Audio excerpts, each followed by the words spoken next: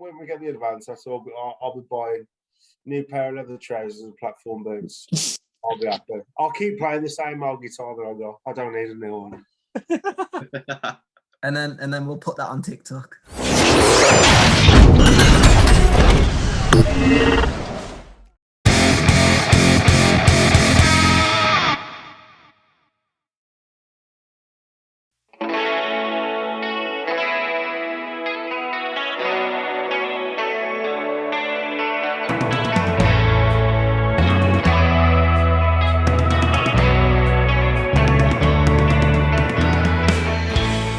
So first of all, thanks very much for speaking to me. I understand you're on a bit of a you're having a bit of a breather now before you go back on tour right now. No, is that a breather, or is that you're going to go into the studio to record something, or you maybe writing something in the meanwhile? What are you up to right now?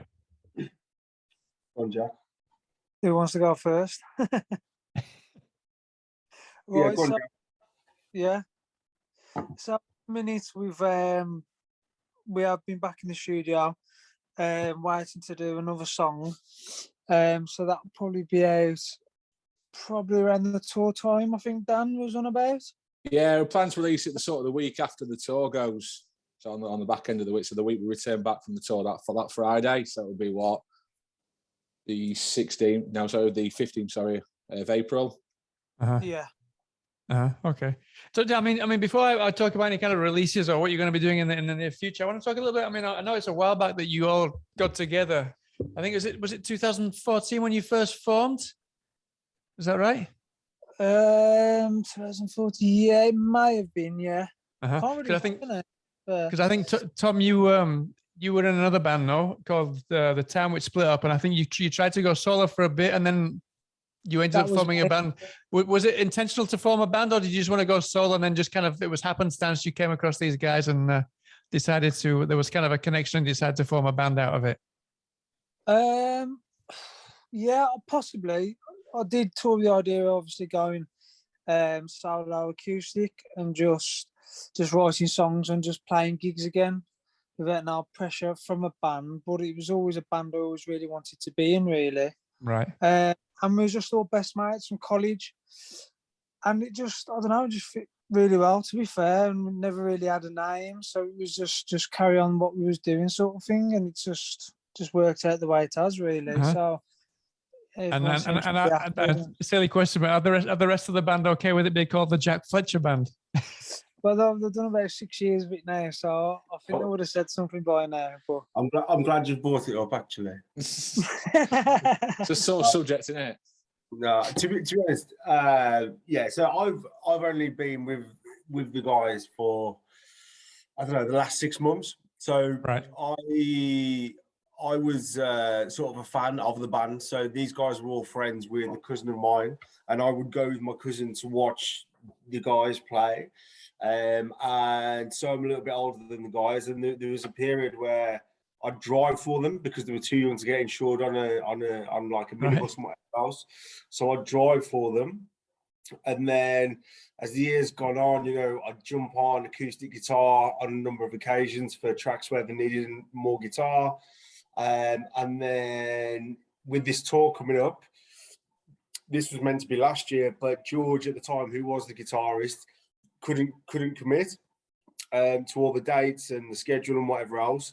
So I was kind of, you know, it was agreed at the time that I'd jump on guitar for the tour, play a few gigs to get ready for that tour. The tour got postponed, and then George, he couldn't commit to it anymore, right? So George left the band sort of autumn last year, and then I've sort of assumed his position, I guess, on guitar and whatever else.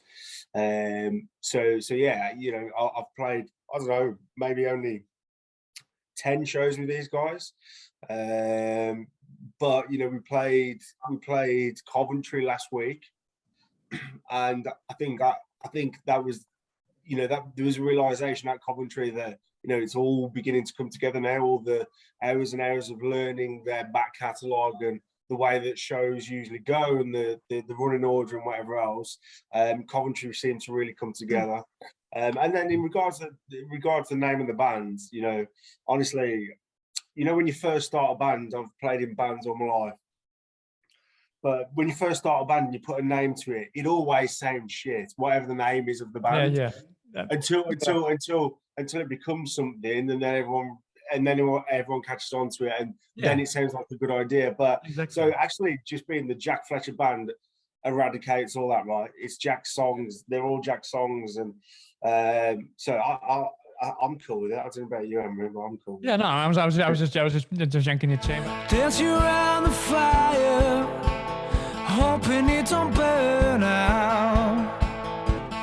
If it turns to ashes, yeah, we're sad if it hits the clouds. I mean, at the end of the day, I mean, there's some really bad names out there as well. I mean, I'm not saying Jack Fletcher Man's a bad name, but there's really bad names out there. But it's sort of a thing as well, yeah, where it's like, you know, you form the band and then you write these songs and then you split up that band and then you feel like you can't play them songs anymore. Do you know what I mean? I just didn't want it to be like that. I just wanted it to be like, well, if the lads ever wanted to say, look, I still want it no more, I can still carry on doing my songs. I can still playing them songs, not feeling like, you know, they're not attached to me. But do you know what I mean? So it's, you know, it's. I know what you mean, yeah. I do write the songs, like, but obviously all the bass parts are Henry's, all the drums are Tom's, all Kieran's parts are Kieran's parts. Do you know what I mean? So it's still a band collective. I only have the bare minimum with the lyrics and on acoustic guitar or whatever. Do you know what I mean? So still a collective. I mean, talking of the music, I mean, obviously you said that you've only come in about 6 months ago now as kind of part of the group, but you've been together collectively about 8 years or so. I was reading in another interview that you felt that over that time you've kind of mellowed down a bit and you kind of more kind of anthemic songs now. Would you say that's still the case now after lockdown, or would you say that there's kind of more angst? You felt more angst in kind of writing your lyrics and the music over the past few months, last couple of years? I think we've matured as a band, and as people are obviously getting older. You know, when we first did it, it was more, you know, just writing here and there, just doing it basically for the drink, like going out and just seeing it as a night out. But now it's more of a like, no, this is exactly what we really want to do full time. Do you know what I mean? Or as much as we can, like, and we put everything into it now compared to when we first couple of 3 years we just say a bit half-hearted maybe, you know. But now it's like definitely more full on, and you know. So yeah, no, it's definitely you got more. I mean, I think the first release on Spotify like 2014, and then all of a sudden you kind of like 2019 onwards, you kind of get a steady stream of singles coming out. I mean, I imagine that's the plan now. You've got quite a few things planned for the future that you can't probably talk too much about right now, no? Yeah, we just keep releasing music and just keep trying to play as many gigs as we can. Obviously, COVID hit everything hard, you know, especially the music industry as well. Obviously, we couldn't gig, we couldn't get in the studio to record any more songs, so we couldn't even see each other, obviously. So, you know, it's just one of them. It's just now's the time just to make up for all that, really, and put even more effort into it, I think. Because I mean, talking of concerts, I think you played. I think it was your first concert after you played for a while. Was it? I think it was Blackpool, and then kind of lockdown hit straight after that. No, so I mean, you've had time to go back onto the live gig circuit now. What's it been like getting back into the concert life again? Must have been quite strange, no? For me personally, it's been really good, especially with Kieran joining. It feels like we've just, I don't know, found the missing ingredients in a way. We seem to have just all gone, okay, right, let's go again, sort of thing, you know. So yeah, Henry, what do you think? Yeah, I think anyone would agree. It's just great to be back on stage and playing again. You forget what it was like after, like, it was nearly 2 years of not being able to play. Yeah, I mean, something else. Yeah, no, sorry. Something that there's on your. I was looking on your website, and something that you do kind of you specify. I don't know who actually wrote it, but it said that you're a band that kind of you want to kind of keep remembering the good old days when social media didn't really exist and people just liked the music for what it was, and it wasn't for getting likes and stuff like that. So have you kind of shied away from social media even during kind of COVID times as well, or did you find yourself kind of jumping on the bandwagon to kind of keep fans and to keep people happy with what you were up to? I think, sorry, I'll answer this one. I think that with social media, like none of us are really big on it. Like there's a load of like youngsters out there now and people our age and like social media is everything, where we haven't really got personal like profiles that we use so much. So it's like for us, it's always been about the music, and I feel like at times it has been a struggle because social media is such a big. It's not just music anymore. It's like you've got to have the right look. You've got to have the right. It's a brand, like you've got to have like a massive following on social media, especially with like A&R people from like record labels. They don't really do it anymore. They just look on social media and be like, they've got like 10,000 followers or 100,000 followers.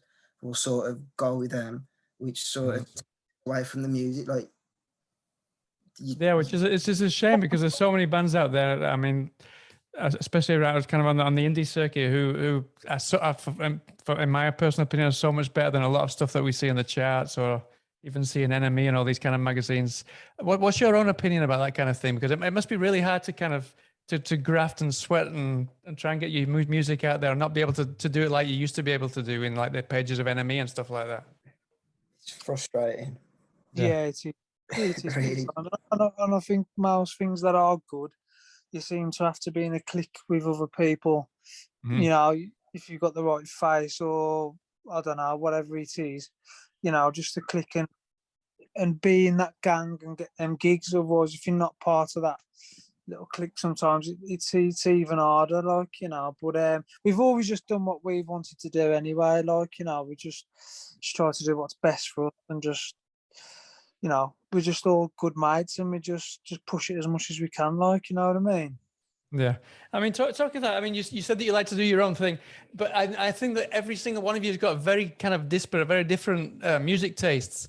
Does that kind of, I imagine that helps, but at the same time, maybe it hinders you when it comes to kind of coming to reach the final product that you want to record or not?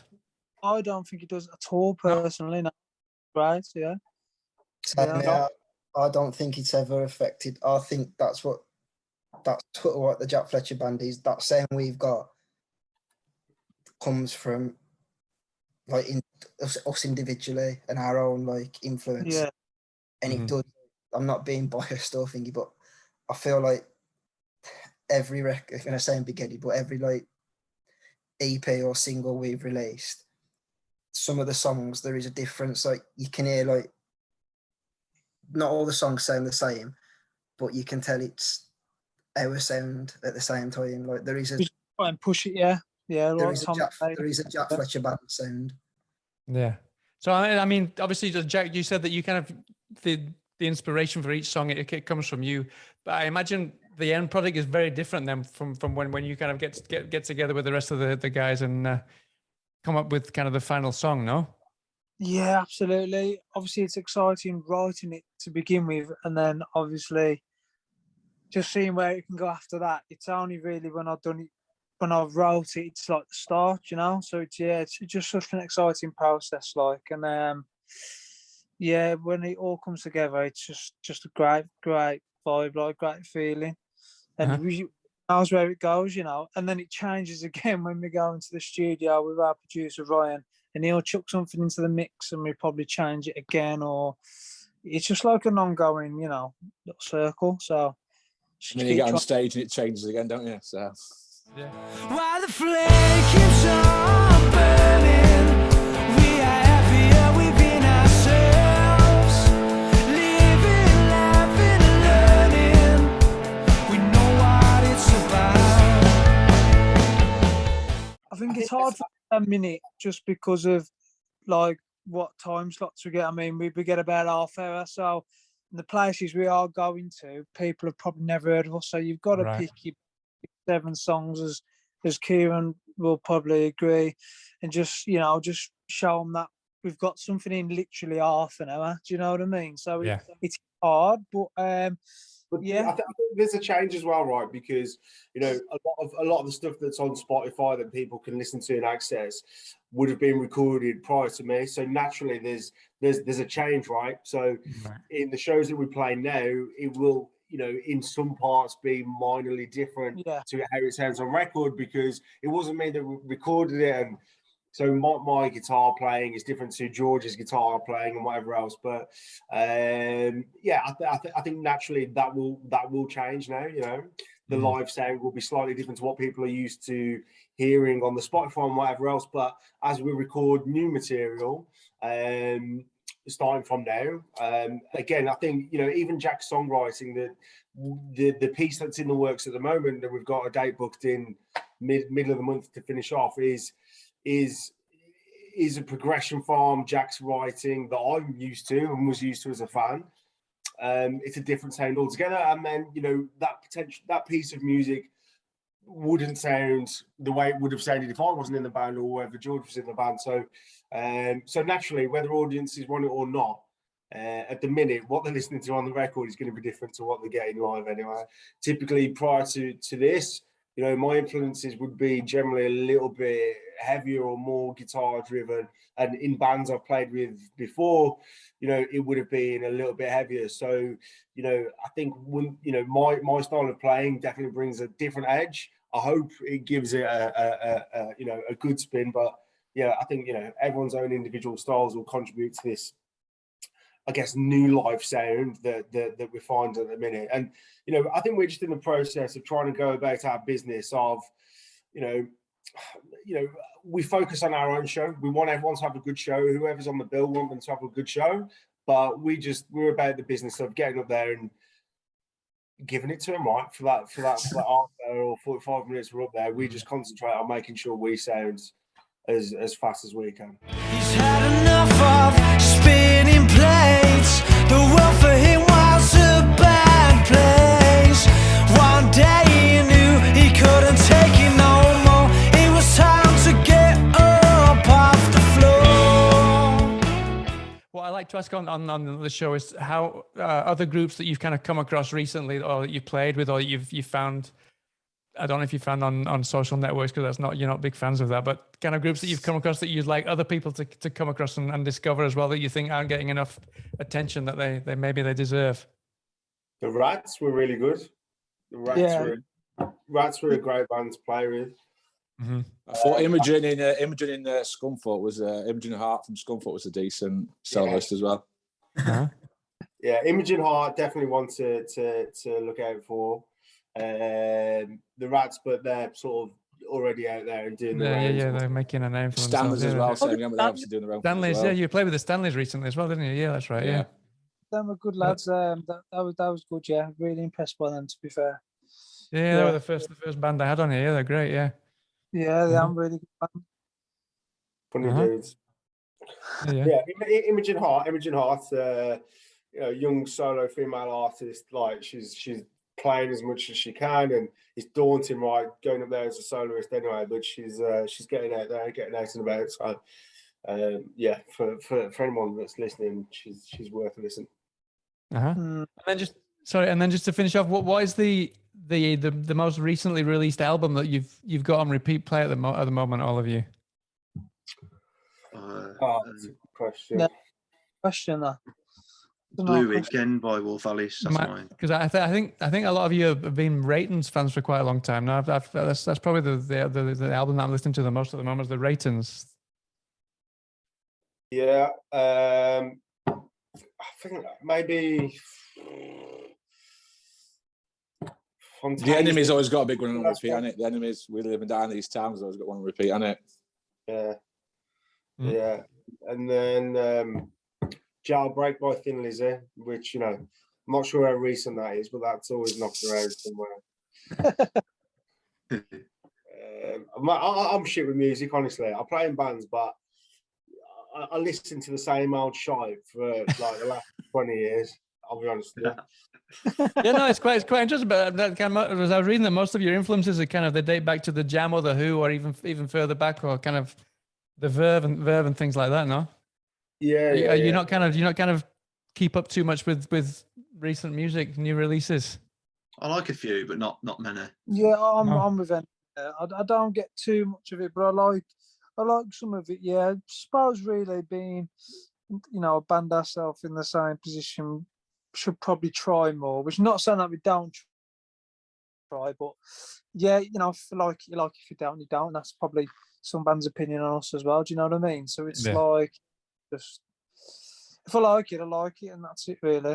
I feel like a lot of new music in our sort of style as well. It sounds the same as it has done for 20 years. Yeah. So it doesn't really interest me anymore. Yeah. Really. Are you talking about like indie guitar music, or are you talking about music? Yeah, indie guitar music. I mean, yeah.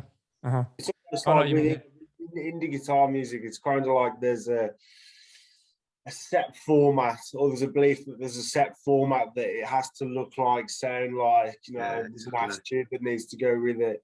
That obviously harks back from, you know, the 90s and, you know, the sort of Oasis, the Britpop Oasis, but yeah, man, like there are really good bands. Fitzroy Holt from Wolverhampton, he's an artist that's really pushing himself out there. There's tons and tons of young, hungry bands out there. But yeah, I'll be honest. The time that I see them is when we bump into them out on the road and whatever else. I'm old, man. I don't know about new bands, so I will see them when we're out and about and think, fuck yeah, that these guys are good, or she's good, or whatever else. So it's probably the wrong person to ask on that. I don't know, Tommy Tickle. What are you listening to, Tom, lad? Everything. I sort of like, I can't remember the last album I sort of like band I brought an album or listened to an album completely. Like at the minute, I'm just bouncing through genres. Like I've just got like a playlist full of everything from like. I think as well that it's the way that people swallow music as well these days, right? Just because, you know, literally playlists, Spotify and whatever else, it'll give you music, it'll generate the playlist for you. Like people don't go out and buy a CD, and you know, in those days you would go out and buy a CD and you would listen to it front to back, from start to finish. No, I was reading an article the other day. It was like kids these days, they'll create a playlist and they'll just listen to the first 20 seconds and pass on to the next song, even if they like it. And it's like they just want kind of disposable music, so they just listen to like 20-second bits of each track, and just that's their playlist. It's crazy.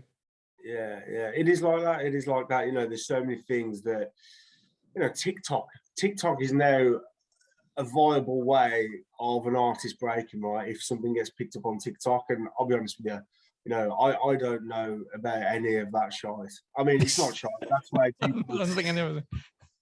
That's the way people. That is the way that people source entertainment, right, these days. But it's over my head. But you know, we'll keep going. We'll keep playing gigs in the traditional fashion, until, you know, I don't know, an A&R man walks into the dressing room afterwards and says, "Here's £10,000. There's a limo outside. We'll take it to a recording studio." It might happen. Might happen, yeah. You might get a TikToker in the audience. Kieran's just waiting for some big platform boots, just to go out on stage there. Yeah. That's all. In my advance, when we get the advance, that's all. I'll be buying new pair of leather trousers and platform boots. I'll be happy. I'll keep playing the same old guitar that I got. I don't need a new one. and then we'll put that on TikTok. Kieran in the fancy dress shop. Listen, that's a brilliant way to finish the interview, I think. So listen, thanks so much for your time. I really appreciate it. Best of luck with the tour when it comes out soon. I can't wait to hopefully get over there and catch up with a gig sometime soon. And I look forward to the new single whenever it releases sometime just after you go on tour again. Cheers. Thank you very much. Thank you. Really appreciate it. All right. Cheers, Thank you, mate. guys.